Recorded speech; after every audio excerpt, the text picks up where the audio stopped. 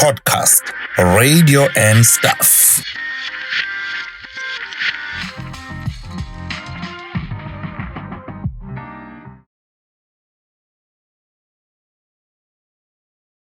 Wow, it's an amazing day. Noma yini oyiqalayo into ezokuqala ukuba consistent kwakho ukuthi how consistent you are. And here we are as a podcast, radio and stuff. Namhlanje we are celebrating episode number 100. Episode number 100. That's a century, bruh. A century. Wow. 100. Episode number 100. Bekufanele sisebenze kanzima. Yes. Ukuthi le episode siyenze ibe exciting. Silethe futhi umuntu esazi ukuthi abantu bazomthanda. Yep. And we are grateful ukuthi we were able to do that. 100%. We said for episode 100, we want to go big. Yeah. And oh boy, did we go big? Did we go big? Yeah. I wish Ntobeko, you know abasakazi sikwazi ukubalinganisela ne? Yes. Yabo. So I wish ukuthi bengingakwazi ukumlinganisela ozivakashele namhlanje. I can. You can? Yes. Yeah, go for it. Izindaba zokhozi FM nizethulelwa uThemba Owakakhumalo. Well done. I was a huge fan. Themba Lamantungwa. Oh my God, Themba Lamantungwa. I loved Uma. I'm so excited. Thank you for joining us, Podcast Radio and Stuff. Go comment. Tell us what do you think. We have Themba Khumalo. Subscribe. Yes. Yeah. Sawubona ma. Nangenza nithini nabantu abasha nenza ngablush.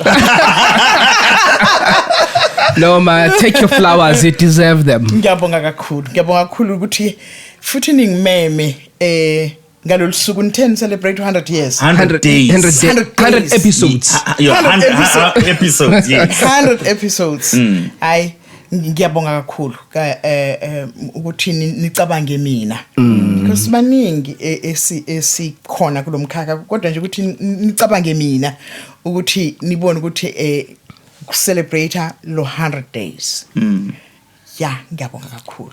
Wow, siyabonga kakhulu na ukuthi uvuma ukubaza ukuzohlala nathi. 100%. Yes. And manje ukwazi ufuna ukuthini mina ngiyana. Ngijaha ukuza ukuthi yini le nimemele. uThema ubonga thina ukuthi nithe niyangimema ngiyabonga ukuthi nifuna ukuthini. Ngicela ukuphendula. So njengoba uthi ubonga thina ukuthi simeme wena for episode yethu 100. Yes. Empeleni abantu ekumele ubabonge ababukeli be-podcast radio and stuff. Okay. Bebecela left, right and center. Ngiyabonga. I think we can safely say you are one of the most requested radio person ukuthi simeme la kwi-podcast radio and stuff.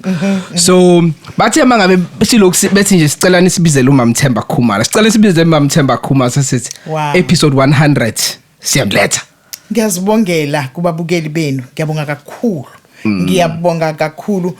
Ngiyanconcoza ukuthi ningithanda ngalendlela ukuthi noma sengathatha uDenhle nifuna ukulona ngibona nje ngiloke ngiqhamuka njalo kuyangijabulisa kakhulu. Ngisizwa ngithobekile. Wow. Yes. Siyabonga.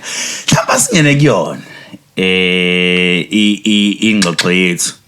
Mina ngikwaze emsakazweni. Angikwazi ngaphambili kokuthi ube semsakazweni. Sikhole sitshela ukuthi abantu abasebenza emsakazweni abanye babeqale baba othisha. Hlamba siqale ngempilo ngaphambi kokuthi ube semsakazweni. Siqale lapha nje ekuzalweni ukuthi uma uzalelwe kuphi. Oh, ngizalelwe emaqaqasini aseDanawos, eDanhauser. Yes. When ngikhula ngiqala amaclass amaba ngaphansi khona eDanhauser. Kodwa ke kwafanele ukuthi angizojoina my parents abasebela eThekwini to seek for greener pastures. So ngase ngiyafika ke ngizofunda part of my lower primary and kaqhubeka kanjalo but ngifuna ukuthi state la kunini ukuthi although ngingeke ngingene kuma exact challenges that I faced, but I ended up writing my matric as a private candidate. Ngawubhala iminyaka emibili. Okay. Wena ukubhala ama subject awu3 waphasa amanye wafail. Phinda ubhala amanye kwaze kwahlangana i-certificate saka matriculation. Nitheni ufuna ukuza ngami ngithi. Yes, impela ma. So ngifuna ukubeka futhi ukuthi ngaba ne downfall yokuthi ngisheshe ngithola umntwana ngisemncane. Yabona?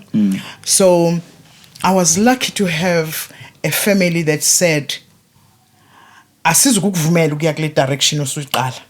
Ngaqala phansi ngaba ingane ekhaya mangiphindele esikoleni ngifike sign uthisha omkhulu mangifika esikoleni ukuthi ngifike ngalesikhathi ekhaya uma assign ukuthi ngifike ngalesikhathi. They groomed me because yabona impilo yaselokishini ifuzo yiyela ngobuso ngalezi ayikhathi zethu engakuthatha ngempela ikufake downhill. Yes. But ke asidlule lapho kwafanele ukuthi uma ke sengiyobhala umatric ngiyubhala as a private candidate. Mangiphasa kulonyaka engiphasa ngawo ngisengifuna umsebenzi. Angithi nginengane. Kufanele ngifune umsebenzi ke manje ngaqala ke angizange ngibe yi-security mina manje ngangumantshikelane. Ngaba umantshikelane sihola umholo omncane ngendlela eyisimangaliso.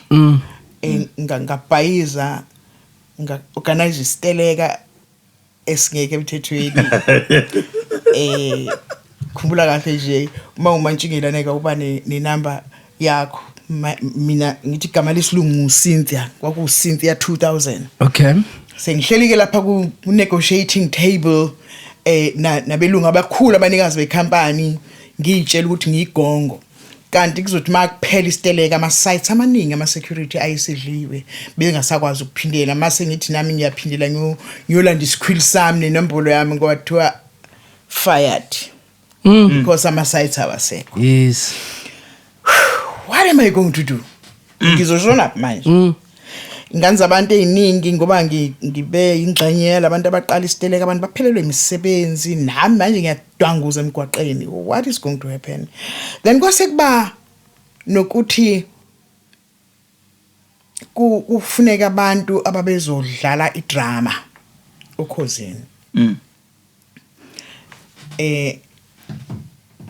Ngaba nenhlanhla ukuthi ngithi participate some of the scripts ayebhalwe uIan Jali no Eric Ngcobo umuvu Maphalala some of ama dramas that were khona nje lena neyithi ngcamela ukufa.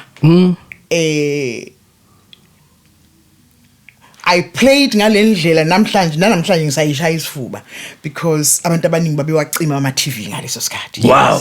Bafuna ukuzwa about this girl othi ngincamela ukufa ngoba this particular person uthathe ubuntombi bami ngendluzula. You understand? Okusho ukuthi it was eyibhalo Ian Jali. He wrote it to Jabulani that drama ngalendlela leyo ukuthi you know you'd become emotionally involved. Uma kukuthi you are participating kuma drama ababewabhala but this one in particular ngiyantshela it was the thing. Okay, kwaba khona isikhathi sokuthi because sengimningi la kuma corridors ase SABC related to Umuvu Maphalala. Oh, okay. So masiqeda ukudlala idrama mina angigoduki ngoba ngisave imali yokugoduka ngithole ilift like yena. Kwase kuyabonakala how then there was a time uZamambo had to go maternity leave. Uwini kholakala ukuthi manje she's not going to be able to do this wonke lo msebenzi oqondene ne women's program alone. To not jelengane yakubo Umuvu. Can't you do something? Wow. Wow. That was my mileage. Yeah. I did women's programs. I did children's programs. I did population development programs. And I also participated with drama engangifike nayo. Yes. Hayi kwaqala kwathiwa by the way ngifuna ukusho ukuthi igama lami nje nguThemba lele lamantunga ngayifakela mina ngoba abantu abaningi babecabanga ukuthi ngiyindoda Oh yes, I get it. Ndibisicela umnumzana uKhumalo over the phone yabona akayicaci ukuthi la kumuntu the voice it's broader so umuntu vela athi ay mhlambe indoda ezama ukunswiliniza le ake ngicacise ukuthi ngiwumuntu wesifazane that was my journey. Kodwa ngifuna ukunitshela ukuthi ngathi mangena nami lapha yana ngiyodlala idrama. Ikhona lento yokukhuluma nomdali. Ukuthi baba angifuni ukuphuma la. Make things happen for me. Ngaleso sikhathi nginomatikuletsheni nje onama symbols okuphasa. Hayi siqengqe sama kodwa ke phela ngicononozile ngagcina ngenza i-diploma ngagcina ngiphume sengine BTech degree angizange nje ukuthi ngifike ngihlale nje ngiqhiyame kube mnandi kwakumnandi emsakazweni kwakumnandi uyazi ukuthi wawuthu off ugeza uhamba emsebenzini Wow. Because you would miss labangani bakho asebeyifamily yakho and abantu abasaphila esasisebenza nabo ngalesa sikhathi you are still a family. Wow. Savakashelana ngisho nasemndeni yethu ovelelwe okunye nokunye obumnandi okubi we are together till this very day. Wow. Wow. I must say to you guys bantu I was lucky, very lucky ukuthi hawukuthwe a newsroom kunama poster awu5 azo advertiser internally and indirectly ngase ngingaphakathi qala azoqala ngaphakathi ga apply ngaya kuma interviews ayibo yimina no sengima interviews akhulunywa nangesingisi uJohn unzima mawuhleli phambi kwepanel Yeah. Usha uvalo ukuthi phela thina ngekhathi zethu kwakungekona nje ukuthi ama interviews ufica abantu abanebala elifana nelakho. Yes. Kufika ubhebhenene lentshabe nje labelungu ongabazi and so on. How ngaphumelela ngayithola neappointment letter. Ngangirent iroom lapha eMakalathini eWentworth. Angicleananga kangaka iroom yami ngalolo lwaka. Angizange ngilale because I could not sleep. Wow. Kathula marketing ka. I'm now fully employed by the SABC. Wow. And From a security, by the way. yes. From Umantshingelani uSenjalo. Umantshingelani laba bamanje security course. Nami ngafundela uba uMantshingelani kunesikole esifundiswa lapha esifundiswa kuMantshingelani ePinetown. That's 3 weeks. Here I am now a newsroom. Kuthi ngiyabheka abantu besifazane abala abelungu bodwa. I'm the only black woman A newsroom. a newsroom. Wow. I'm the only ngimnyama ngedwa la webala elimnyama. Kwabesifazane. Akhona amadoda. I'll never forget abantu abafana noThokozani Nene. Angeke ngibakhohlwe omthole phimthi mkhulu. And many people engabathola lapha yana abangithathisa ugadade wabo. Angingakhohlwa lokho ukuthi ngafika emsakazweni kusathiwa Themba ngathi ngiyezwa kwathiwa sisithemba Mam Themba yabona indaba Livele ishiti Themba. Uphume sekuthiwani ma? Ngathi GO nasade angikulukuthele. But it's so nice ukuthi I can count abantu abafana noXolani Gwala. Badlule kulezi zami izandla.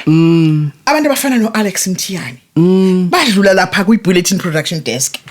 I worked with them as ingane.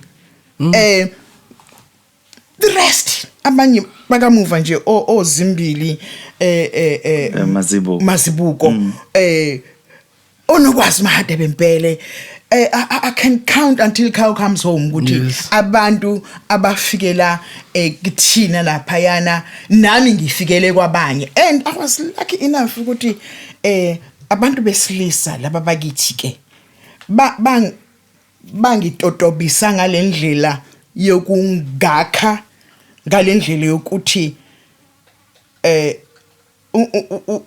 ungacabangi ukuthi sokutotobisa unomphelo. Sakufundisa umsebenzi lana, you've got to perform. Ukwazi ukuyimela at some stage. Ukwazi ukuyimela at some stage.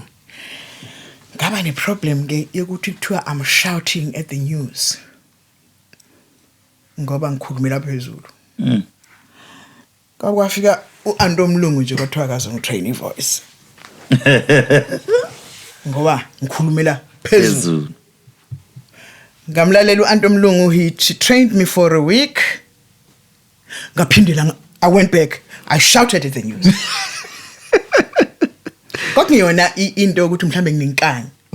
I cannot be somebody else. Yes. I am an African woman. Ngikhulumela phezulu, ngiwumZulu. Manje mase kuzothiwa ngikhulumise kweNgisi, into ethiwa leyo. Ngiyakuzwa, yes. But look at you today. Nonke nangithanda ngikhulumela phezulu. Yes. That is how I had to make my mark. Enye into la kwi broadcasting engeke ngitshele nombani. We all loved abantu esaba fica kulomkhakha. I was even one of the luckiest with one of my teachers a higher primary, uLindiwe Ntuli. Ngamfica emsebenzini. Oh wow. Wayekufundisa uMalindi? Wangifundisa kwa standard 5. Wow. Iclass lokugcina nje alifundisa kwa standard 5 ngangilapho. Okay. Uyazi ukuthi ngathi mangimfica emsebenzini ngathi akazi impact ayenza empilweni yami ukuthi inkulu kangakanani. Yabona ngesikhathi reading, whether isingisi noma isiZulu. Wayebakhomba bonke. Abakhomba bese ngikhombe egcineni ngangithi ene uyangizonda. Uma sengifunda, she'll walk ashonele aphinda buye eloke enqikiza isikhanda, agreeing with what I'm doing. Kasi ngabona uyayithanda reading yami, not knowing ukuthi years later uzongikhumbuza mase ngifike emsakazweni. Yes. Igama lami engangikhuliswa ngalo lokudlala ungidiva, athi wengidiva uyakhumbula kodwa athi awungichaza manje, athi you have this thing osayenza namanje, you don't read. I always tell people, tell a story. The technique behind ukufunda indaba, yes, you are reading, but read in such a manner that you tell a story. Uthi kulo muntu ngilalele, listen to me. This is what I'm saying. Don't make a person obehamba qhubeke nohambo mawufunda. Let the person stand. Akalalela Only attention yakhe. You just do that. And when you are able to capture that, you'll make it la in the space of broadcasting. Enye into la kwa broadcasting, you don't imitate. Because mangabe uzofuna ukufana noMama Themba Khumalo when she's talking, you'll be suppressing yourself. Because your biological making and the way that you are talking, I mean, I'm talking like my mother. This is who I am. Abantu ababesonta nomanje bayebathi babembizo usisithandi. Bayebathi uyazi masivula radio ungathi sibona usisithandi. Yeah. Because angikuthathanga kwenye indawo, ngikuthathe kuma jeans kama wami. Yes. Asibakopishe abantu abafana no Kansas, but don't be uKansas. Yeah. Be yourself. Yes. Yeah, understand? Yes. Go by the strength that he had in his blood system, in his DNA. Iyona imenza ukuthi akhulume kanjalo. Yes. Manje as much is it so nice ukubona umuntu ekopisha omunye umuntu ngoba usuke ekopisha okuhle angithi ngibona mina ngikhulumela phezulu Yes. elakhe izwi lizosha Ngizaba ukumemeza. zama kanti this is my pitch mina Yes, Dina. awumemezi uyakhuluma It's me. In this field engathi ngikhuluma kakhulu ngibuzeni phela.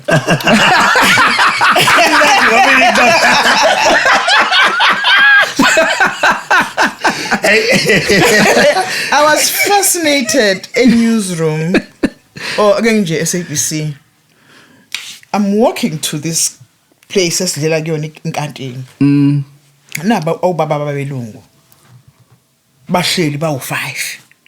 Bakhuluma amongst themselves ngesizulu esidlule sami nesakho. Mangibona futhi ukuthi ngiyathuka. Kanti abanye abantu basebebajwayele.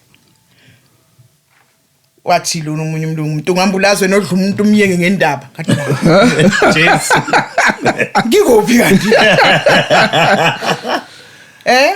Kube khona labo belungu kwakuthiwa onogwatsha kukhona okwakuthiwa womzingeli kukhona omadevu kukhona sasibiza ngalama nickname uzukhola ukuthi igama lakubani oGas van Dijk sasisebenza nabo abelungu labo bondre ngeyimambane kusho ukuthi zakhulela emaplazini pla zikhuluma isizulu phone ayibo uyazi ukuthini kusho ukuthi kulomhlaba akwazi ukuhleba umuntu ngoba bengingasho likhulu ngalomlungu kanti uyangizwa uyabona ubumnandi obabukhona wawuzukhohla ukuthi konje la South Africa emzansi izwe elinobandlululo ngoba abanye wawuzubajwayele ngalendlela ukuthi uzukhohla ukuthi umhlophe Yeah. Understand.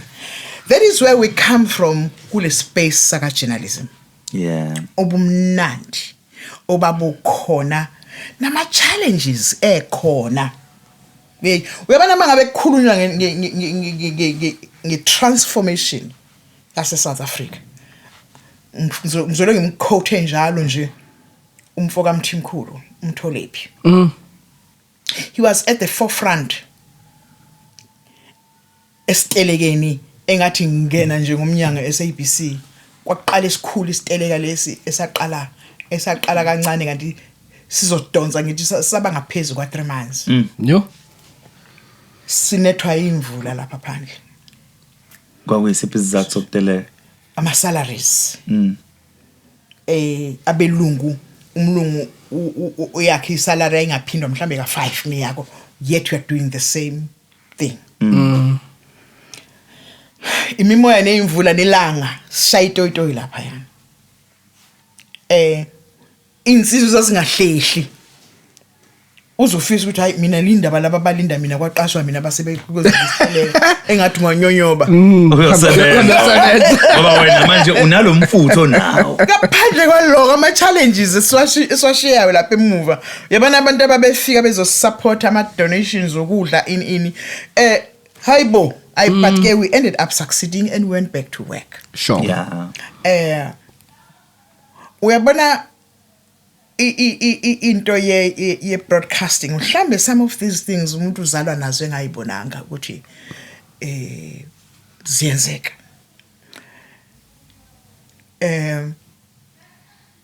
My biological father was a journalist, though I did not grow up with him.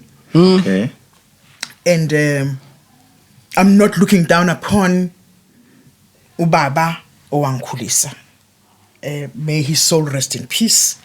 But nowami ubaba, may his soul rest in peace. But ngihlale ngisho ukuthi mina I appreciate uNkulunkulu ngokuthi he placed me in my father's genes and my mother's womb because this is who I am.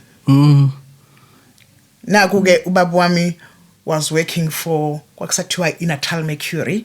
He was the only black person in that newspaper. Ngikhumbula kahle nje ukuthi kwakungabhalwe igama lakhe kwakuthiwa African correspondent. Oh wow. Because he was too black for his name to be there. isikhathi siseyibhelu nje kunzima kakhulu he was resting ethe angifuna ngangikwakhe I don't want to be disturbed he was resting kade kuneyibhele ezinkulu ngangakasebenzisa ABC ngingakacabangi nje ukuthi ngoke mina ngangicabanga yabona ayikho into engangithandisa komculo ulindiwe ayangishela ukuthi exercise lami kucala kubhalwe umculo woDiana Ross rather than umsebenzi wesikole meke wathi nje basingawabeka kanje ama exercise book evuliwe masiwabeka evaliwe uzothi phela uzofuna ukubheka the last page okubhalwe kulona kuthi methi pheqe ngale gcineni hayi mani ziyaduma umculo wodwa nje different people and ngiwazi njengoba unjalo so that is where I was aiming ukuthi ngokugcina khona mina but again let's go back to this particular day bafoneke these journalists I think they were coming from outside South Africa befuna his assistance because bafuna ukuhamba beshoota izinto esezizikile lokushini uvalile kamereni lakhe bese ngithi mina I can't find him but when woman I'm his daughter but can you assist us ngoba sifuna ukuhamba nje sishoota sisuka la drop-in where can we meet you ngibayalele ukuthi no when you drive this way and that way uzozuma nifika ngase ngakamnyande station ngigqoka into ethile nethile ngiphuma la angisho ukuthi ngiyaphi hayi bayimisa imoto then we went around and basebethi ene your English is not bad can you just usibhalele sizokubuyisa soya nawe office yase Mercury hayi ngifike ngibabhale ko IEs bami ngibhale according to how I understood this piece ngaleso sikhathi yes phinde lekhaya bangibeke mangiphu 70 rand ha imali engigaka ngaleso sikhathi that must have been a lot of money hayi me emsebenzini ke ubaba kuthiwa hey you have a journalist in your house wow Athena what do you mean but look at what we never edited anything here lento lena it's abroad as we speak wow. It was written by your daughter atuyafunda athi which one bangichaze siyafana ke siyingane zakhe meshike ka ubalade seMercury mina ingane la ngithi baba mina ngicabanga ukuthi icala wayengibiza ngosisi yes athi I see no reason why you shouldn't be a journalist wow now years later usayishonela nokuyishonela yes ungishiye sengikhona ku radio participating in drama and doing this and that but years later ngase ngithatha isibonelo saseBhayibhelini sokuthi when we are cursed or blessed by your parent he blessed me ngaleso sikhathi and he did not realize ukuthi years later that is what he was going to happen so uhambo lwami ke yilona lolo angifuni ukuthi ngithi akukho ma challenges in this field because there are yeah before singene kuma challenges just kwizinto ezikhulumile la kunezinto engithanda ukufollow up kuzona because you touched on it first of all so uveza la inhlonipho onayo for ubaba okukhulisile kodwa futhi uveza nenhlonipho nothando nalo for biological father so kusho ukuthi unobaba ababili abadlala irole ekukhuliseni wena are you able to share that with us yes although I'm a siblings on both sides okay some of them ngiyangibona ukuthi it is a taboo for me to talk about my father okay and on the other side it is a taboo ukukhuluma ngoma ngiyakuzwa yeah understand I love these people dearly my half siblings ngiyengize ngizibuza ukuthi kwesinye isikhathi do they understand how I feel have they ever been exposed to the situation yokuthi uhleli la no baba no stepmother umkada mamuthi wakhe same applies bangabantu labantu angeke uzumblame umuntu ukuthi namhlanje akakuthandisisi ngakusasa ungcono because at the end of the day umuntu but I appreciate them especially my stepfather who accepted my mother with us me and my brothers it wasn't easy for him but because he had love for my mother wamugela yeah understand insuku ke azifani akufani futhi nawe umuyingane uyazicompareisha ukuthi oh ingoba ingoba instead of uthi ngifike kanjani konje vele la ngifike kanjani if it was not meant to be ukuthi mina ngibe kanje mina anginamahloni ukuthi bayibathini makade uhlala emafamu ufam Julia ngifam Julia because I came here at the age of 10 ngijwayelelele ukuhamba phansi ngonyawo nginamansense because isicathulo sasike singabi khona ubona othisha babekhula noba bakho begijima ne-newspaper uyabona ubaba wakho uthi ubhaleni phepha lika baba ngiyalidonsa ngikhaliswa nje ukuthi lika baba sengifuna uligona ngihlukane nayo yonke into because I understand he began his career kwakuthathiwa ilanga laseNatal ngalezo sikhathi that is where he began his career ekade ewuthisha ushiya ubuthishela uyoba ufuna ukuba i-journalist akakakuthola ukuba i-journalist kodwa useshiyile maybe it's a story for another day uma ethi mntanami it was so difficult to get into the space of journalism ngaze ngagugela isicathulo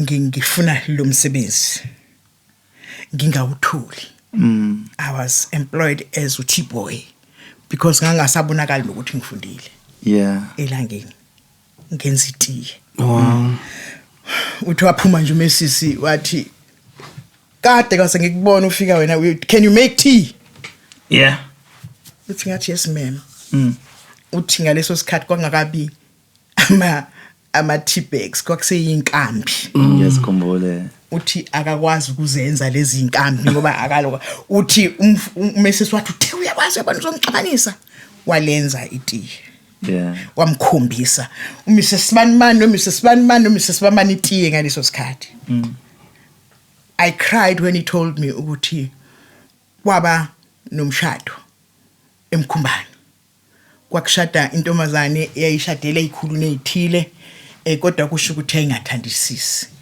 abantu ade besebenza from Monday to Friday kwathiwa akasicele nangu Alex ke uyakwazi ukubhala kancane ngingazama kwathi uyakwazi ukuthatha ithombe athi yebo ngingazama ongithatha yabona hawu ubhale noma yini ke thina sesofika sesihlanganisa istory wahamba makubuya Monday sebe ya ko brainstormer istory sebembiza kamuva Alex konje animbizeni uhambe kanjani wasibona ubhaleni kanti uhlanganise ngalendlela le yo George naba bangakaze bambhali wena ubani ubhalelela uthi mangithi mina kwatholalela uzophelela kwakilo msebenzi okwenza itiye wena ubani ubhale because this person should have been employed like yesterday this person belongs here ubani imina kwatholalela ke nanti pen nanti paper bhala ambobhala wow mntanami that is how when I gave them what I wrote nengikhohliwe lapha ya ngaphuma ngawuqhubeka nomsebenzi wetiye uthi lo owawebalala kithi owayengi engikhathameza noma kanjani wafika esethi zali bayakucela eboardroom. Wow, amazing. Now, as you share a story, I'm only fascinated ngoba I can see the drama queen in you coming out. Fascinated. Yabo ngiyakubona ukuthi umuntu wedrama. Now, uke wakhuluma ngama techniques by broadcasting, techniques okufunda izindaba. So i-background yakho ye-drama ikusebenzele kangakanani ngoba mina ngikulalelile ufunda indaba even though une voice abroad une pitch high kodwa uma i-story said i-voice indlela obusifunda ngayo umlaleli ubekwazi ukuthi a connect. We understand, which sometimes okuzwe kuleka kwabanye abafundi nangathi abafundi abasakazi kuleka ukuthi akwazi ukuthi afaka ama emotions kulento ayisakazayo. Uhlabe esikhonkosini when ukhuluma ngama emotions. Because when you read with understanding into eyenzekile. Angeke nje uthi kuthiwa kushona abantu abaningi endaweni ethile can't. Yeah. Bashonile labantu. Yes. Abantu bakubo bakulalele. Wena ukhuluma ngokushona. Kanti mawuthi thwa ziyaduma kwa Max. Yes. You know ziyaduma ka Max. Yes. Ukhuluma ngokuthi ziyaduma. Yeah. There is ubumnandi lapha. Yes. I once corrected one of my colleagues. I'm not going to mention igama lakhe. Yes. Uthi noma ngabe uneingovolo, noma ngabe uyindlopho, noma ngabe uyini, ibuhle bendoda zinkomo zayo. Ngamiyekela waqeda ngatlalela la. La sinama families analyze izici oshilo. Never look down upon umlaleli. At any time given. Awumbhekeli phansi umlaleli. Awumbhekeli phansi umlaleli ngoba ula at the end of the day uyilunga lomphakathi, uyilunga lomndeni. So the character that you carry iyona le ezokwenza ukuthi nisibize noma sesihlele emakhaya ukuthi ini angithi mangabe nisibiza kana ama celebrity public figures. Yes. Ukubona ukuthi hayibo bayayicinga into eno negativity. Yes. Abayitholi mina ngithole sengiphumile. Ngiyakhumbula ukuthi kwathiwani ubengafuni ukuhlukana noMbhobho uThemba Khumalo. Ngikhumbula actually ngisibonile leso story ngilungiselela le. Hayibo kanjani bengafuna ukuhlukana noMbhobho kanjani. You know, somebody was looking for some negativity azoyifaka nje ezokhuluma ngoThemba Khumalo. You understand? But ke ngabona ukuthi okay, somebody felt threatened about uMamthemba Khumalo. Yeah, understand? Ngathi mase ngithola futhi ukuthi ubani, I'm sorry, I'm not going ngiyangibuza ukuthi ubani. Ngathi mase ngithola ukuthi oh bakithi nunu izika gogo isencane nje yona ilwa nogogo.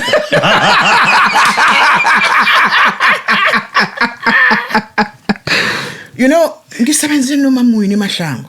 She trained me a big deal. Yeah. Ngisho nanobuntu.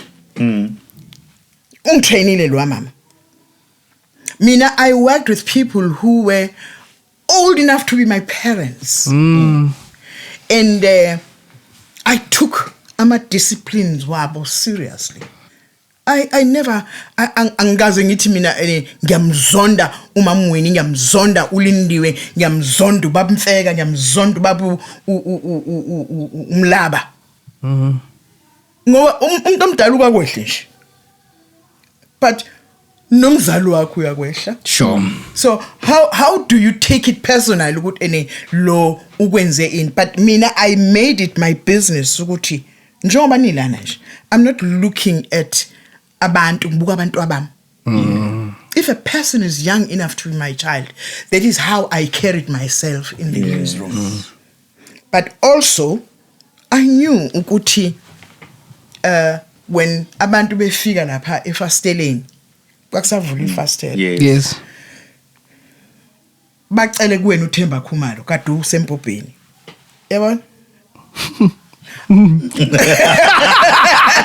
Abangicela ngani mina? But mina what I did when I joined SABC ngafunda ukuthi you accept criticisms are constructive and implement them for you to be successful. Uma ugogo wami ngathi graduate garage une garage mntana uzobamba igarage. Oh grudges. Yokuthi mhlawumbe ngokwe age yami khona engakusho though I don't believe I've ever done it because angithi la kwa journalism khona into esifundiswa kuyona investigative journalism. Yes. I was able to investigate ngafika to the bottom of the story to find out ukuthi ubani lo owenze lento. Yeah, understand. And manje ngathi mengimbheka ngathi Phuma, poor child. Yeah. How could you? Yeah. Yeah. You know, Yeah. ukwenza into ebuhlungu kangaka. And if I may go back a bit as to what was the story behind uThemba Khumalo bengafuna ukuhlukana noMpopo. Sure. Ngangiretire ngoMarch. Kambe ngamaphi unyaka manje? Beku 2019. 19. Yeah. Bengiretire. So umuntu owayephethe bulletin production desk at that time wathi TK bebengibiza ngani ngoba kuzoba nama by elections sicela ukuthi ungahambi sizokunikeza I contract mhlambe ka 3 months. Okay.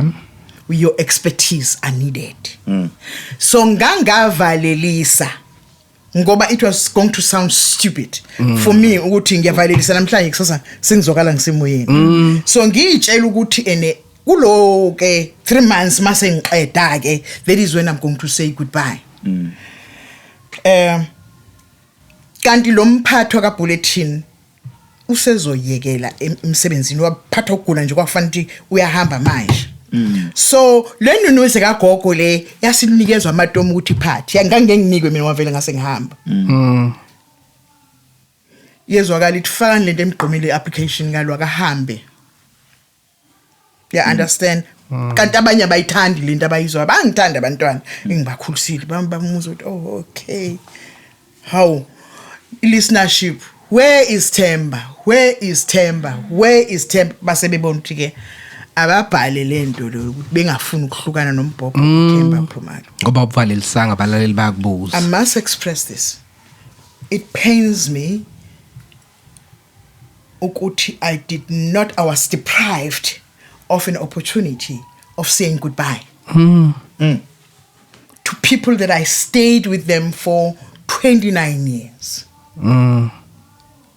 It pains me even this very moment. Yeah, understand? Yeah. Ukuthi I was deprived of that opportunity. I'm glad ngoba ngisekho SABC. I'm not going to be penalized for that. Ukuthi ngikhulume kabi. But it pains me this very moment. Ukuthi how could you just deprive me my lifetime?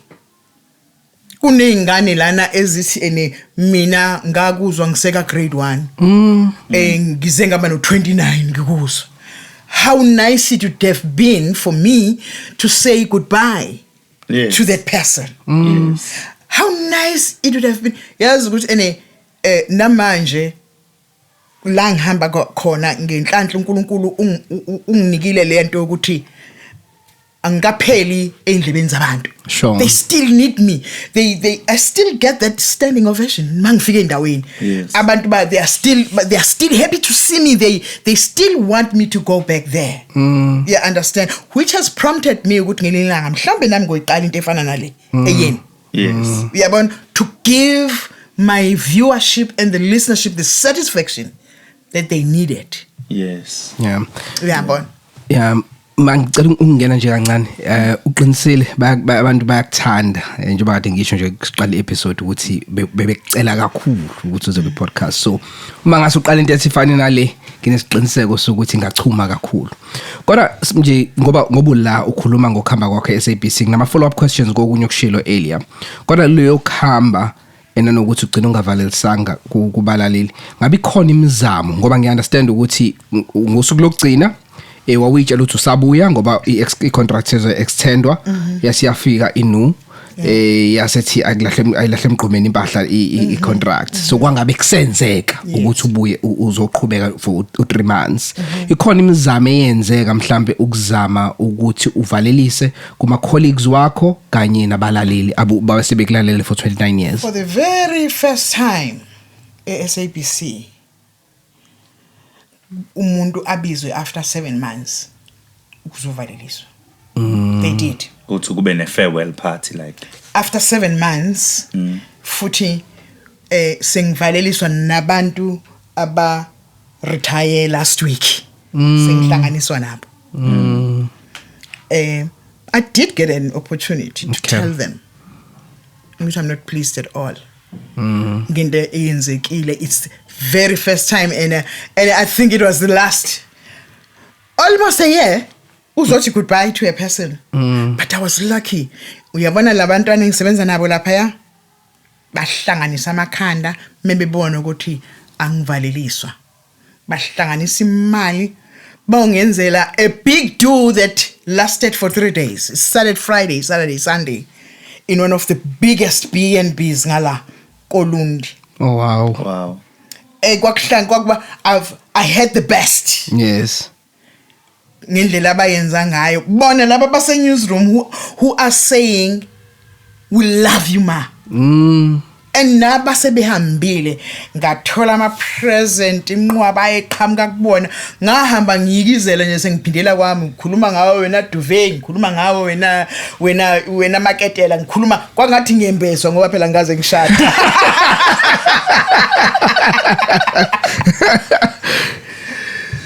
it was done by abantwana base newsroom yes you understand ukuthi abantu abayinganxanye njengamanzi how yes let me get an opportunity vele yokubabonga laba bantwana bonke abenza lento ngoba nami yangimangaza futhi abangitshelanga mina ukuthi ene bawungenzela umvaleliso omunye wabo wathi ene kunento nje esicela ukuthi ene kunabantwana laba kade befunda kanjani manje bothola certificate njenge motivational speaker siyacela Nkosi yami ukuthi uyokhuluma lapho sicela ugqoke kahle hawu nangempela yithi laba ngithi manje nje basekoshaya 4 sisazoyifica le function but no kulindwe wena mangithi siyafika lapha yana kuthule kuthe coka ngithi baphi ke pho nje kwathiwa ukuthi bahlala in the area sengiswenke kangaka ngikhiphe nengubo yami yokugcina bakithi ngigilwa mkhuba muni la ngiyambona nje lo esihamba naye unokwazi mahade bebhele uloke ecificifisa njena akabhali uloke uya communicate sisijika ngapha nakho ke sesiyangena bayobuthana ekhoneni masifika umcimbi uzoba lapha ke siyobheka ukuthi khama kanjani masifika lapha yana ngezwe nje kuthiwa surprise ugcwele khona wena beculi who had been paid by these children wow ngagezela inhliziyo but it hurts to know ukuthi there was just one person that hated you to the core of phela that person wangishaya below the belt I must say ubhlungu engabezwa engabuzwa ngalesa sikhathi it's not compared to any pain engingabhekana nayo but ke uNkulunkulu uthi asibaxolele angikhulumi ngoba ngimzonda ngiyakuzwa ngikhulumisa ukuthi I have to talk about it uthi what really transpired engqondweni yomuntu I'm old enough to be that person's mother I believe ukuthi a person who is old enough to be your mother or your grandmother lo muntu the minute umbona ungena esicathulweni zalabantu bathandayo umakho nogogo wakho nomkhulu wakho and everybody. Yeah. Ngiyathanda ukuthi ke sithi ukuthi ugxila futhi kuleya ka journalism. Yes. Masithi I never imagined myself being a journalist, but kusho ukuthi yayikhona lento le. Because gangwathenga ama newspaper ngimali engeke ngifunde. And I used to watch TV. There's something eyake angithinta. Unfortunately lo baba uBishop Desmond Tutu uziwadlula emhlabeni ngingakaze ngimbone ngamehlo. Wangenza ngamhlonipha ngendlela eyisimangaliso. Gangisemncane kakhulu. Ngeyikhathi zeyibhelo. Here is this young girl uya emgcwabeni wakwamakhelwane. Kanti somebody has painted her to be a spy. Uya lapha emgcwabeni nje kuyazi ukuthi uzoba khona. Sebethi nje bayamthelekela bambulala.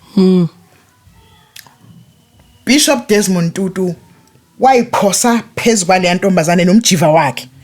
Wathi kill me rather. Saved the soul. Nelelana ke ukuthi mase kuthiwa impimpingane, it's because she disapproved masesizwa of umfowabo wayintshontsha imoto azoyibeka la ekhaya. Wamreport kuneyimoto esingazazi eyihlala lapha ekhaya. So ngokwabo umfowabo wayintshontsha imoto, this little girl was a spy. I just wanted to say kulo baba mangabe ngangambona ukuthi baba, you really touched my heart. Wow. You really touched my heart. Ngangingakazi ukuthi ngelinye ilanga ngiyoke ngibe semkhakheni waka journalism. And secondly, I don't know nibancane whether you do remember when people who were old enough to be grandparents and parents at the time, they were made to undress and walk naked, parade, followed by a mob of people who were young enough to be grandchildren and their children. Those are the things that triggered my interest to know ukuthi kwenzekani in the space of journalism, because ngesikhathi said truth and reconciliation, yes, I was hoping ukuthi that part was going to be touched. Kuthiwe kulabo bantu and their families, sorry, because criminal elements used those platforms. Kube sengathi it's political, kube kungekho political. Kungekho political ukuthi ungagijimisa ugogo nomkhulu noma nobaba nodadewenu nomfowenu enqunu umzimba wakhe ubuke yizwe nimlandele, a mob of people bekulandela unqunu. Just to say sorry. Ungakwenzanga because you are a leader in this community. Guys, phakathi we know these things did happen to your families. Sorry. Ngishiso ukuthi konje mina Themba umuntu owayengakhumuluma wami. Noma ugogo wami, noma baba wami, noma mfowethu ammashise emgwaqeni yakomlazi komasho and elsewhere. Anginayo inhliziyo embi bathi kwamanje mangibacabanga labo bantu laba yana. Kwezinye ikhathi babeshiswa ngibafaka ithayi. Usuqale wa humiliatewa ukugijinyiswa emgwaqeni unqunu. Ubone indoda endala enentshebe igijima nje umzimba wayo unjengoba unjalo nomama omdala. Just to say sorry. Somebody needs to take that initiative. Because uyazi uthini angikho kuyipolitiki, I'm just a journalist, but sometimes because I'm a member of this community, there are things engibona ukuthi uyazi ukuba kwenzeka kanje, ukuba kwenzeka kanje, yabana, to show that somebody cares. because I've realized ukuthi the best enemy of a human being is anger and hatred. If I hate you because you stripped my mother naked, and none of even your family member came and says, yazi ingane yethu yenza iphutha la ekhaya. Ngicela follow up ngokushilo. Nje ukhuluma ngejournalism. I want to go back a little bit ka SABC and nangendlela wahamba ngayo. Nginombuzo nje engifuna ukubuza lapha, but before ngifike lapho ukhuluma ngejournalism nokubaleka kwejournalism nokwenza iinterest nokwa spark interest kuwena ekutheni ube i-journalist. So in your studying wagcina uyifundile i-journalism and also when you transitioned from programming ngoba uthe ka SABC waqala wenza amanye ama programs before uye ka journalism. Was it because of qualification or talent at that time? Ngaleso sikhathi njoba ngishilo ukuthi ama posts ayi-5 are advertised internally. Yes. I-opportunity yami ukuthi ngase ngijwayelekile la ngaphakathi nomsebenzi wami and uma sengilandelisisa kahle njena kwakuthi makuphume ama calendar ngingakaqashwa ama calendar bahambe beba distributor ngisho nabamhlophe mhlambe beba distributor la ema garage. Hayibo ubuthemba. Hayibo ubuthemba. Hayibo siyafisa ukumbona. We understand. Okusho ukuthi even abaphathi noma babemhlophe kakhulukazi ngaleso sikhathi they knew ukuthi there is something there. Mhlawumbe ingase isebenziseke. Ngangakagugike kangaka. Uyabona? Awugugike. Uyabona ngangisebenza noma Muni Mahlangu. Yes. Maybe bazosibona sengisaqala ukusebenza. Maybe bezobona. But Nkosi yami kanti kusekuncane kangaka. Indaba engakuthatha. Because ngangihleli nenkakha. Yes. Uma Muni Mahlangu. Yes. I must tell you. Hayi usazozalwa. Ofana no Winnie Mahlangu. Usazozalwa. Angingamboni. Uma Muni Mahlangu wayena character amaningi eyedwa. Kuhlangana noma Muni lapha phandle ukunye. Put her behind the microphone. You'll see and hear wonders. Uyana kade ngihlangana naye lapha phandle. Enza ukuthi angifuni ukubala. Kodwa uma behind the microphone and into engayifunda ngoma Muni Mahlangu wayenobuntu obuyisimangaliso. Nami ngangahlala kwakhe mina nje. KwaWinnie ofika kuthiwa usiso sebenzayo lo. Kodwa uhleli nezingane zakhe ezu3 la ekhaya. Wow. Ziyafundiswa uWinnie la ekhaya. Wow. Akahlobene nabo. Ngikhuluma mina ngobuntu buka Mama Winnie. Hayi wayinobuntu obuyisimangaliso lo umuntu wesifazane. When I was speaking ngaye ngesikhathi eshonile, I said to her daughter, though she was not present, Kamala Kutembi, ngathi thanks for sharing your mother with us. You know, when we speak of Umafungwase, Umamuni Mahlangu, because I understand she was the first person, umama, umuntu wesifazane in the broadcasting industry. Ngicabanga ukuthi lalingamfanela elithi umama wesizwe, not ngoba egane mhlawumbe umuntu oyisikhulu thizeni. Izenzo zakhe eziningi umbona futhi ukuthi akakwenzi ngoba ethandwa ukubukwa. Kusuka ngaphakathi. Kufika umuntu lapha ya efoya. Ngikhuluma ngomuntu oyi public figure ebe nobuntu. Ufike lapha efoya kuthiwa khona umuntu olalela lapha phandle ngoba abantu bakuba bamlandanga ini ubusudlile kodwa ndodana. uWinnie uzothi efuna ukuzwa iplight yalomuntu usekhipha imali wathemba phuthuma enkantini yomfunelo kokudla athi meshayisa lo muntu akakalandwa uWinnie Mahlangu which was risky, it's still risky. Uzomthatha lo muntu awulala kwakhe thi lo muntu kuze kusolve ke problem noma amnikeze imali ukuthi akagoduka aphindele ekhaya. Wow. I just have a follow-up question ngokushilo ukhuluma ngomzima bokuhamba ka SABC nongaphatheki kahle. Awuyena umuntu wokuqala ohambile ka SABC kube nokukhala ngendlela mhlamba ahambe ngayo noma kube ukuthi khona umuntu mhlambe obezama ukwenzelela phansi.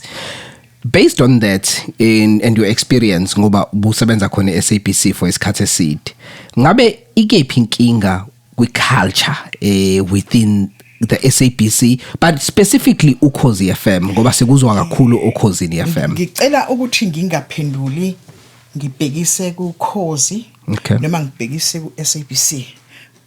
Ngizophendula ngibhekise kwi-life generally. Okay. We all come from different backgrounds, different families. Imfundiso yomuntu nomuntu iba umgogodla wakhe nala asuke sesebenza khona. So angeke ngisho ukuthi kusuke kwenziwe umsakazo ngoba kusuke kwenziwe umuntu a certain individual. Uyangizwa ukuthi ukuthi yebo emisebenzini sisuke siqashwe kuyona sisuke sisize thenjwa. Sure. Futhi kukhona ne code of conduct ekufanele silandele uma sisebenza. But it is an unfortunate part yokuthi wena ma usebenza la osebenza khona you are carrying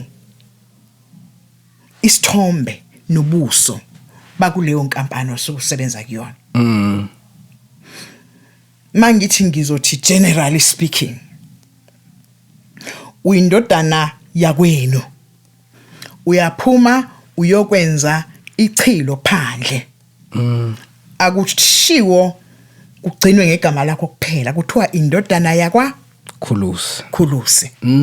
Kufana nasemsebenzini ke uma ngona mina Themba Khumalo kuthiwa uThemba Khumalo wasemsakazweni. Uyayizwa lonto ngisho ngingasasebenza umsakazo owayesebenza umsakazweni.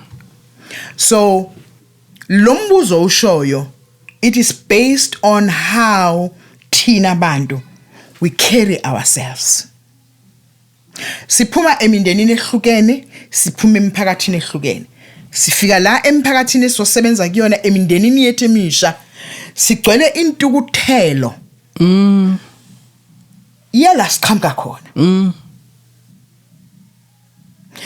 Sigcwele inzondo yezinto ezake zasehlela. Ngoba i-character yomuntu noma ubani yakhiwa indlela atheme ifike emhlabeni wabhekana nazo. Some people are full of hatred. Some people are full of anger. Abanye abantu banomona. Umona wakhe ngekuzwazi ukuthi based on what. So nasemsebenzini ke when a person works, ubona uthi uhleli I don't know lona ugcwele into ukuthelo kaSinkosami konakalaphi. Lona unenzondo kaSinkosami konakalaphi. Kodwa igama lithi ungwakuphi? Wasemsakazweni. Njengoba ungwakwa Khulusi. Njengoba ngingowakwa Khumalo. Yes. Yabona mina Themba Khumalo umuntu menza into embi kuwaka Khumalo wazwa sona isibongo sethu. Ufana naye ke umsakazo uthi kodwa uNkulunkulu wami why is this person putting our name in disrepute? Ngoba lento ifana nokuthi mangithi mina ngenza ama example ngabantu engafikela kubona bangithanda ekhona baba kungakhulunywa ngabo babu MC Madondo. Wayo baba ngempela umbona ukuthi ku age group yo baba wami wayengithanda ngalendlela engibiza ngondodakazi ne defense yakhe ingoba naye wakhuliswa kanjalo ukuthi ingane phambi kwakhe ingane yakhe. You understand? Kodwa kungaba khona ubaba othume kubheka akubheke ngelinyiso uyingane yakhe ngokwe age. Yes. Individually. Angazi ukuthi kuyokwenzeka yini ngelinye ilanga ikibhekisiswe lento ukuthi before ku conclude ukuthi umuntu wenzeni ungubani kisifteke lento ukuthi kuthiwa wayesebenza emsakazweni noma usebenza emsakazweni because akuwona umsakazo wenze lona njengalo owahamba waya kokungibhala isikuso leso ngoba phela if that person wayeyazi into ayikhulumayo wayezokhuluma athi mina sibanibani ngithi uThemba Khumalo but the name was hidden ngokuthi wayazi ukuthi ukudicilela phansi nje it's a character yakhe lo muntu loyo uzomshintsha umthini udalwe kanjalo ukuthi abe yiphiciphici akhulume kabi ngabanye abantu ya understand lo nto le yazi kukhona nento engeke ngihlale ngiyibuze yona I'm not talking about a specific incident ukuthi emsebenzini kuyenzeka yini ukuthi mase kuthiwa usiyophatha wena bese kuthiwa ibayisdeleli ke manje phatha abantu kabuhlungu ke manje ngokufuphethe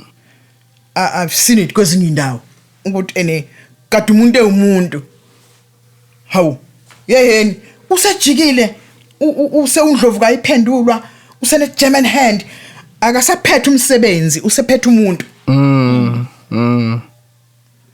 angazi noma lokho kwenzeka when a person is just handpicked kwathiwa usiyophatha engazange anikazwe iskill sure sokuphatha ukuthi awuhambe uyofunda nje u6 months ufunde ngokuthi kuyini ukuphatha abantu nakhona ekuphatheni kwabantu akusibona bonke abantu abanisankahlo khona umuntu ukuthi kodwa lo muntu yazi nje mina anginamahloni ukukhuluma noma engakaza sangiphatha uyabona uBhodloza Nzimande I miss him ngisebenze naye ngikuma programs noma sephethe yazi umuntu akanzimanda zangazashintsha uma ngangasebenze ngaphansi kwakhe uma engibiza ezongidisciplina it was a constructive discipline phume ngenele ukuthi he is right yeah understand kwakungekona ukuthi he's here to harm me ukuthi angiphume nginenhliziyo ebuhlungu ukuthi yabona till this day mina I still accept constructive criticism the manner of approach if you are criticizing umuntu being a manager ayimakhe phela musu kumenza sengathi akalutho manje lo muntu mephuma la umvithize wamqeda we have seen those things in some places ukuthi kukhona abantu who are misinterpreting ukuphatha ama challenges akhona ke kuyo yonke indawo angeke ngithi mhlambe abekho khona la bengisebenza khona but in most cases wherever I go sinenkinga nje sinenkinga yokuthi ngithi indawo okuseqinisweni ziyafana and you go back to where you come from la uphuma khona kunondlovu kayiphendulwa wakini ngithi so nondlovu kayiphendulwa wakini uma eyophatha emsebenzini do you think there'll be a difference ngoba nakhona uzofika into efanayo kunondlovu kayiphendulwa kini nomafa do you think that person will give you an increment if need be so a character yakho is being built by where you come from by your parents by the community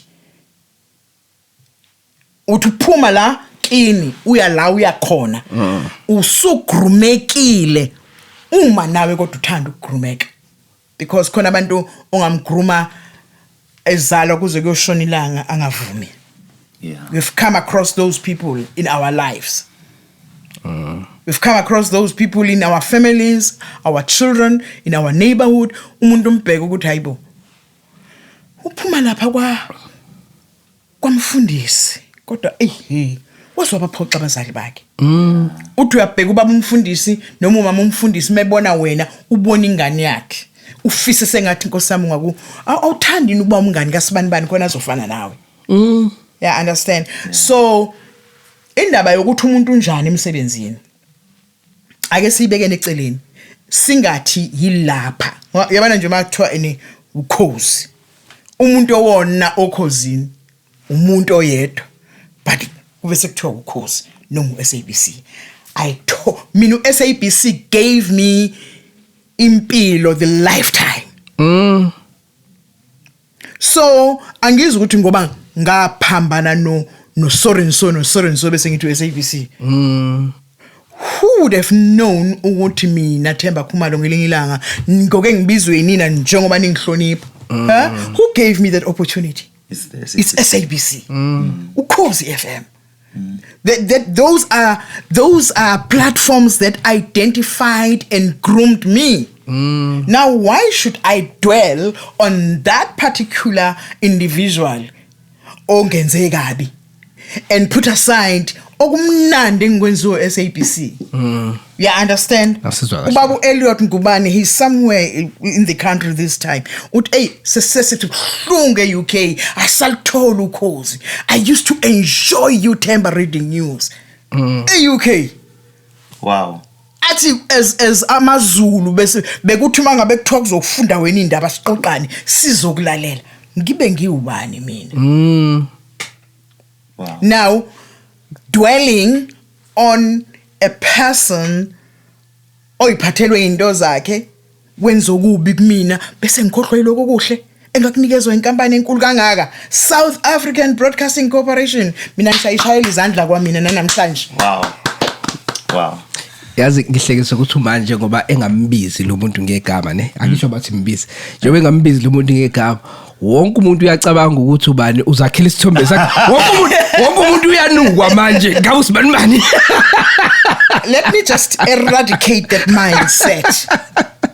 The majority of people that I worked with ay bakithi abantu benkosi phela uyabona noSathane uyakwazi ukunyonyoba ayintshontshelwe wakhe umuntu amsebenzisi but imajority yabantu engisebenze nabo engangisebenza nabo nengihambe ngisasebenza nabo nengangiqashwe bekhona uyazi ukuthi mangihlangana noVicky Masuku ngihlangana noDadewethu ngihlangane noZamambo Mkhize how girl how are you doing ngihlangane nanomubani it is an ongoing thing.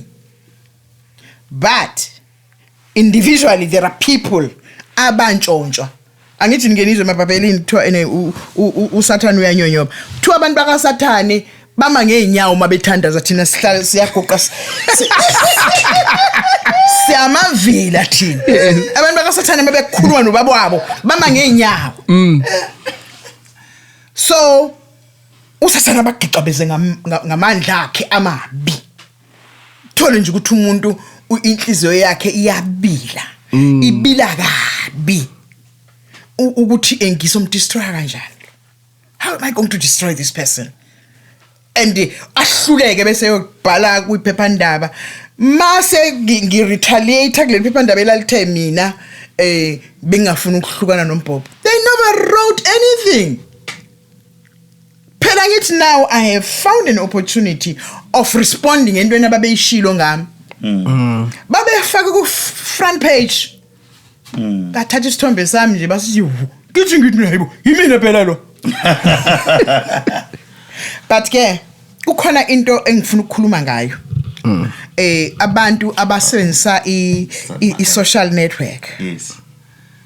You must know ukuthi uma ubhala kabi ngomuntu ayiphindi iphele le nto.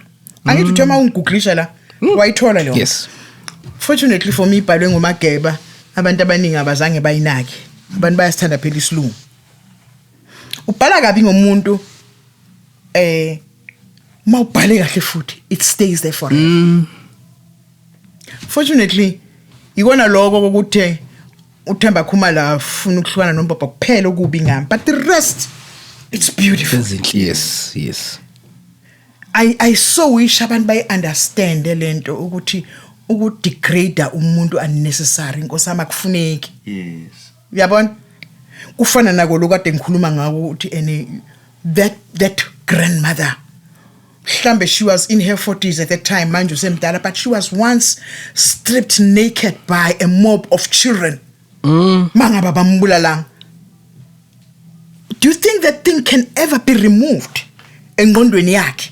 Yeah. Do you think that person will ever be kind? Because of the head. That person mhlambe uvindictive ngenxa yesimo sakhe samehlela. Yeah. So as a society, we can create a good society and we can create a bad society. Create abantu abathukuthele, create abantu abanenzondo. But we can create abantu abanomusa ngokwenza izinto ezinhle nokusho izinto ezinhle ngabantu. Yeah. So, mhlambe just for me to check, last year, I know ukuthi SABC was celebrating a milestone, SABC News, and I had some of your senior colleagues bebiziwe Except me. bezofunda indaba kwamnandi nje ukuzwa amaphimbo abo, angiyazi icriteria esetshenzisiwe wangaba yini isho phela ukuthi wabezwa nabantu bethu where is Themba Khumalo. ngabezwa nabantu bethu where is Themba Khumalo mhlawumbe You've uxakekile got an answer, my child. The answer is with you. But you would have loved I was never called. kodwa ungakujabulela ukuya Ngangakujabulela. I was going to even say, now that I've been called, good people, goodbye. I mean, that was going to give me an opportunity of saying goodbye. But thank you to U404 channel. Bangibiza. Ngazofakwa neingqungqulo Timodise and everybody. Then I was able to speak. Yeah. Though ke mina listenership yami eningi isiZulu lapha ngayokhulunyiswa isingisi sodwa. Yeah. But ngambonga ex colleague wami uBlaine Herman. Yeah. Mungase uphindele uyoyibheka le nto uyigooglish le nto. He even said main introducer, what full disclosure, I've worked with Themba Khumalo for many years. Uthi ngelinye ilanga what maybe yakhumbula bekunama fastela amabili lapha abantu befebe uthi ngelinye ilanga wathi uyabona abantu beme fasteleni bebukela uthi ngathi yeah, I've made it. Yeah. Gine viewership enkulu kanga. Uthi little did I know people were there to see uThemba.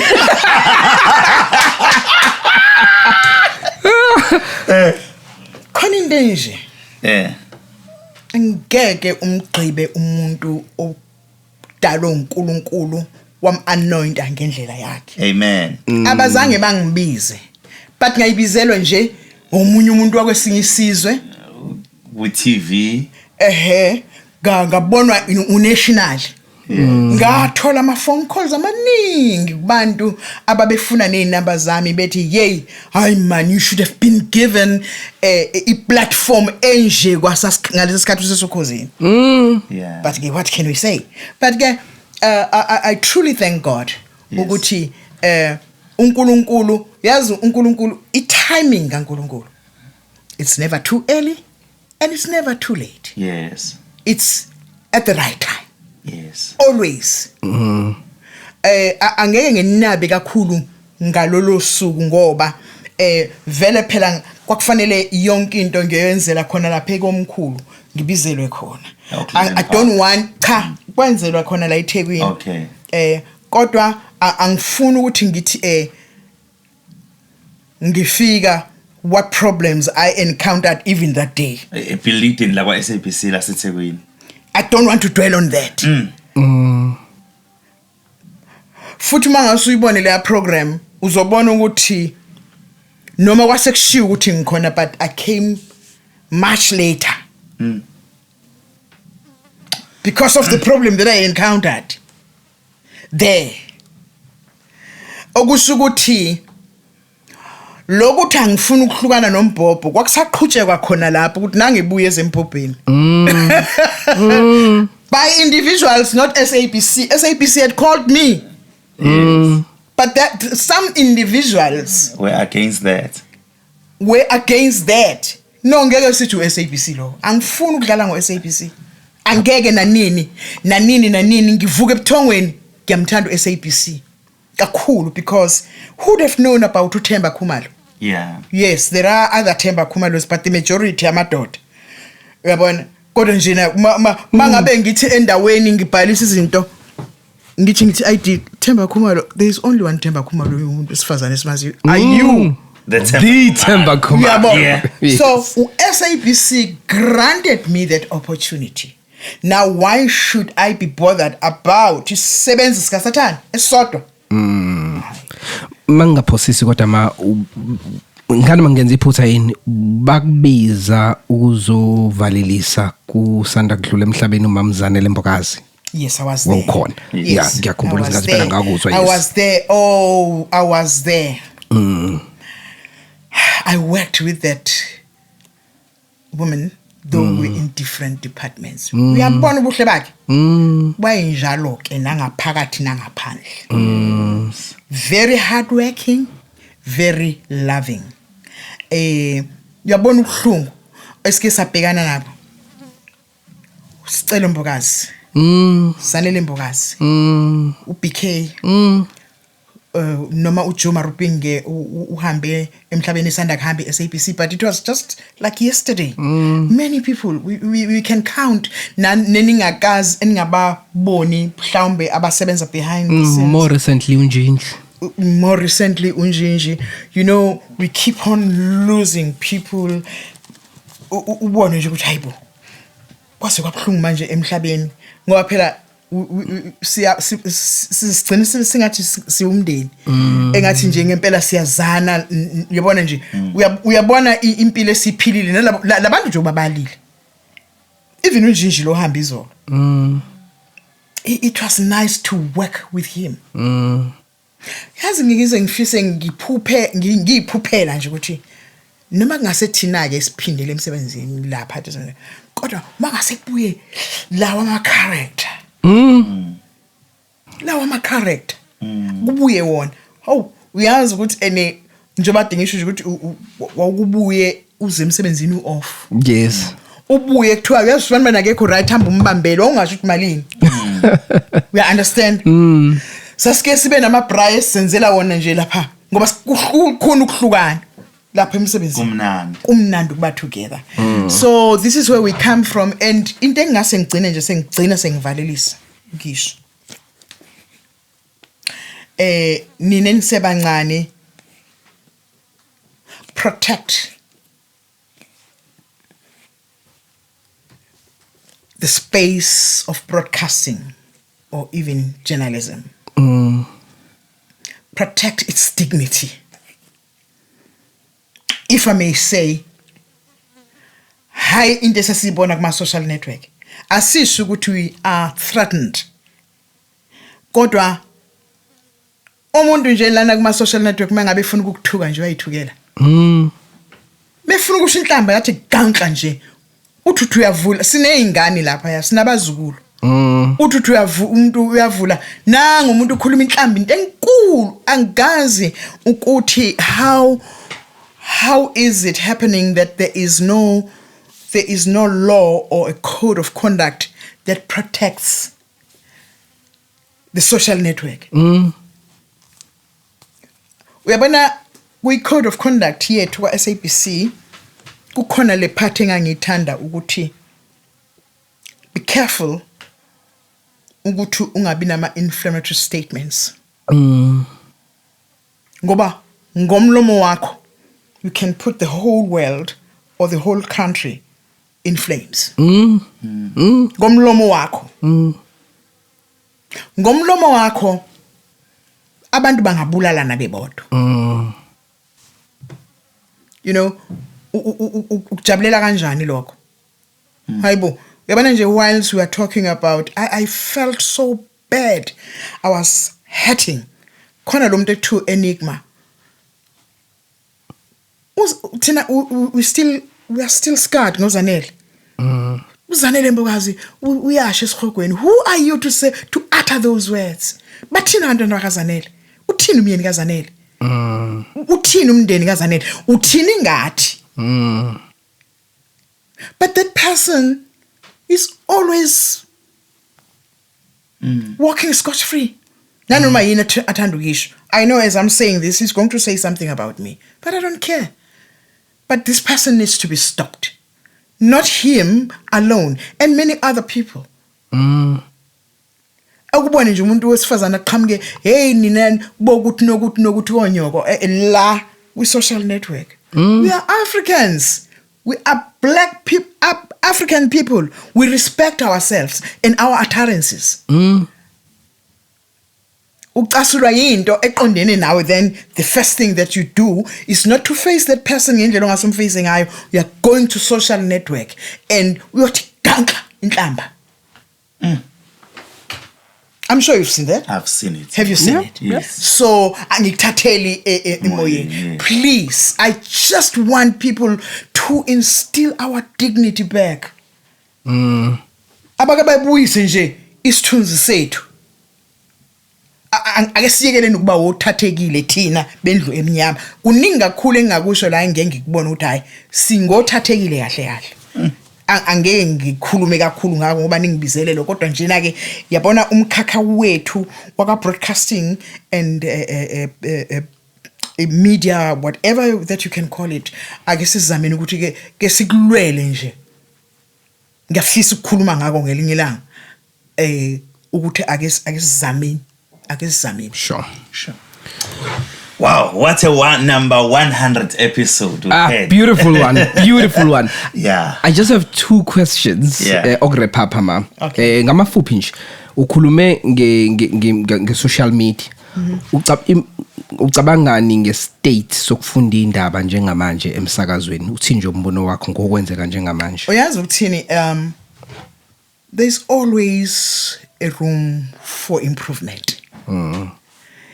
What I can say, I'm happy that me and other people that were before me were able to entice abantu abaningi ukuthi bathande ukuzofunda indaba noma benze journalism.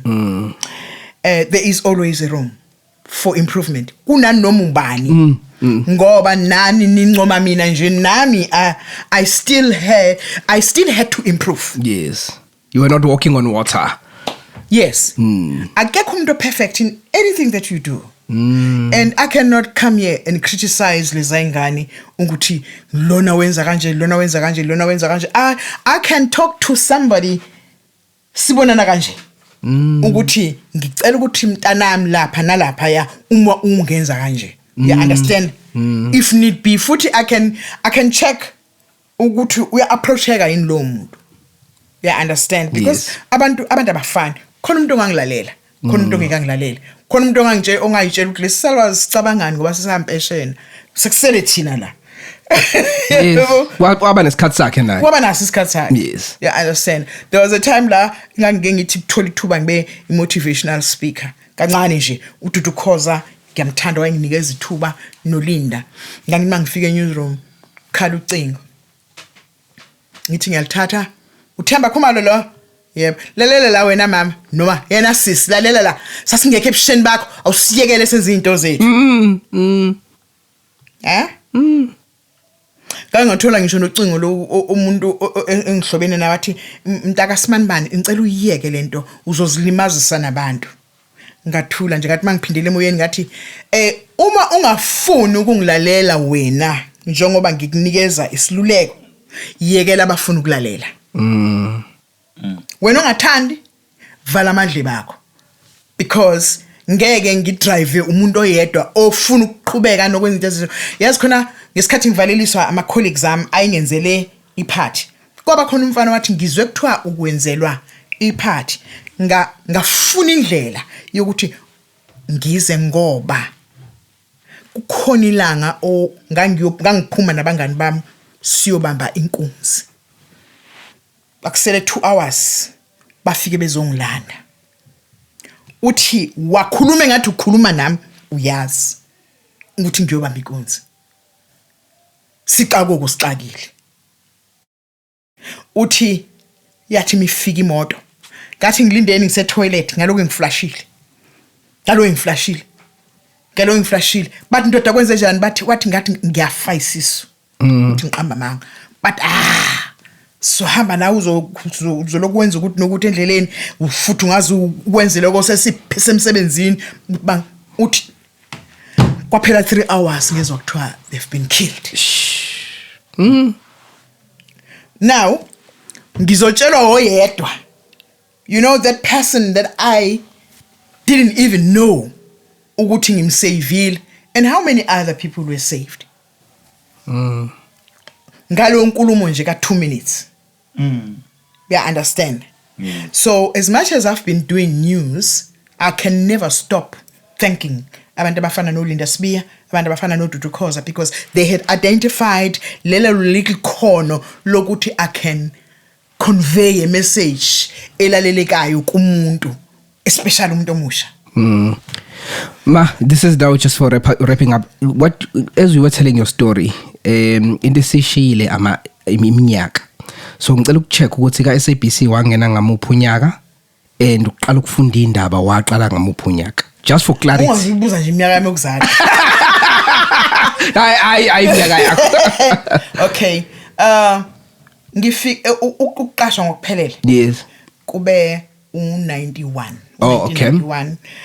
2 years before that, ngangikuyinto 1.5 years or so. Ngangenza into ze-drama, population development, women's program, yes. And prior to that, a year, ngaphambi kwaloko nganguMantshingelani. Okay. Yeah. Okay. Ka news wasungena ngo 91. Okay. Yeah. Ma, thank you so much for coming through. I think we appreciate you. 100 episode is a big deal for us, and as cabanga ukuthi ukhona umuntu who's more fitting for our 100th episode. So thank you so much for agreeing to come to talk to us. We feel honored. You have no idea what you've done for our platform. Mina engijabule ngendlela isimangaliso. Nimnandi. Ingane ezimnandi. Niyadleka. Siyabonga ma. Umoya wenu nguthandile nje la. I'm sorry. I know that you've been trying to talk to me for a very long time. I had challenges, but they are now conquered. It's okay. Thank you. Siyabonga kakhulu. No, thank you so much. I think let's wrap it. It's a beautiful one. Number 100. Hey, 200. Here we come. Kodwa socela raise the bar so high. Ngazi sizokwenza njani manje. 100%. Yeah. I think socela masiphumele, you know. Ngendlela ayiphuma ngayo emsakazweni, asikazivalelisele nje ngendlela ayivalelisa ngayo emsakazweni. For bonke abantu ababemlalela lapha ku Khosi FM. Ake ngisho ukuthi sengiyayithatha ngiyayiguqisa lapha lezi ndaba wemlaleli othatha ungihlangabeze phela uMaligamanxa ngobe ngikuphathele ezinye indaba ngalenga lokho ke sengigiye ngaqephuza ngadela okwanamhlanje. Wow. Thank you so much for coming through.